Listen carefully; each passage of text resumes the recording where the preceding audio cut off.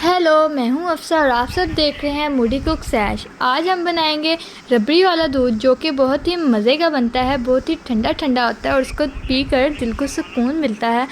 और आप देख तो सकते हैं ये कितना मज़े का लग रहा है। देखने में इतना मज़े का है तो पीने में तो इससे भी ज़्यादा मज़े का है। तो सबसे पहले हमने 1 किलो दूध लिया है, उसको हमने बॉईल कर लेना है अच्छी तरह से और फिर इसको ठंडा होने के लिए छोड़ देना है। अब देखें हमारा बॉईल आ चुका है। अब इसको हम ठंडा होने के लिए छोड़ देंगे।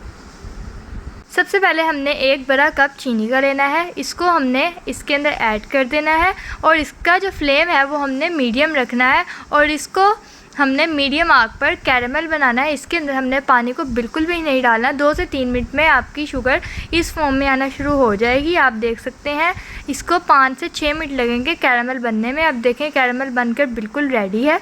अब इसके अंदर हमने दूध को थोड़ा थोड़ा करके ऐड करना है। आपने इसको एक साथ ऐड नहीं कर देना। अगर आप इसको एक साथ ऐड करेंगे जो इसका कैरेमल है वो एक साथ नीचे चिपक जाएगा और इसको मेल्ट होने में बहुत टाइम लग जाएगा। इसलिए हमने थोड़ा थोड़ा कर दूध को इसके अंदर ऐड करना है। इससे दूध का कलर भी निकलेगा रबड़ी जैसा और ये चिपकेगा भी नहीं। आप देख सकते हैं मैं थोड़ा थोड़ा कर दूध को इसके अंदर ऐड कर रही हूँ। आपने बिल्कुल थोड़ा थोड़ा करके दूध को इसके अंदर ऐड करना है और चम्मच को हिलाते जाना है। आपने अपने चम्मच को रोकना नहीं। अगर आप चम्मच को रोक देंगे तो ये एक साथ चिपक जाएगा पतीली के साथ। आपने थोड़ा थोड़ा करके दूध को ऐड करते जाना है और अपना चम्मच को हिलाते जाना है। अब आप देख सकते हैं कि हमारा कैरेमल और दूध आपस में मिलना शुरू हो चुका है। आपने इसको बिल्कुल अच्छी तरह से मिक्स कर लेना है और अब इस फॉर्म पर हमने बाकी का दूध भी ऐड कर देना है। अब हमने इसके अंदर अपना बाकी का दूध भी ऐड कर देना है और इसको 5 से 6 मिनट के लिए हमने बिल्कुल मीडियम आग पर बॉईल आने तक पकाना है। आपने इसकी आग तेज़ नहीं करनी और ना ही स्लो करनी है। अब देखें हमारा बॉईल आना स्टार्ट हो चुका है।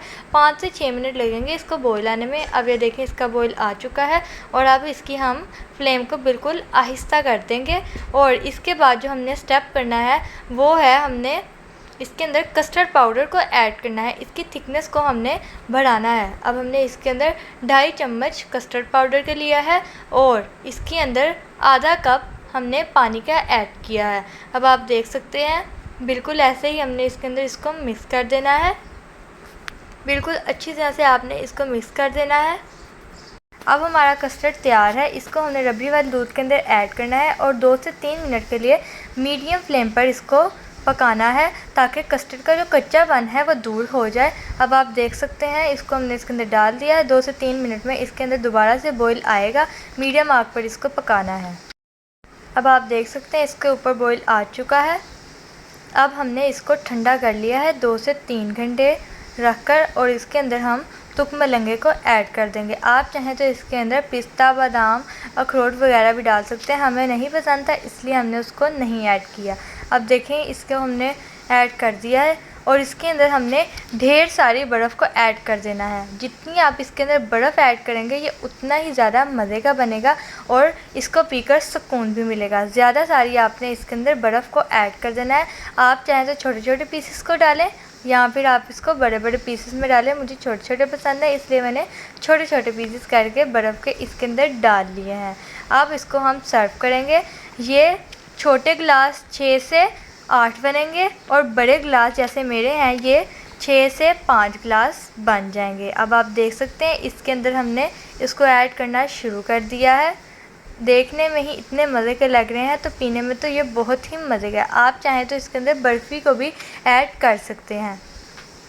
अगर आपको हमारी वीडियो अच्छी लगती है तो इसको लाइक करें, चैनल को सब्सक्राइब करें और कमेंट में हमें लाजमी बताएं आपको ये रेसिपी कैसी लगी है और हमें सपोर्ट करते रहें। Thank you.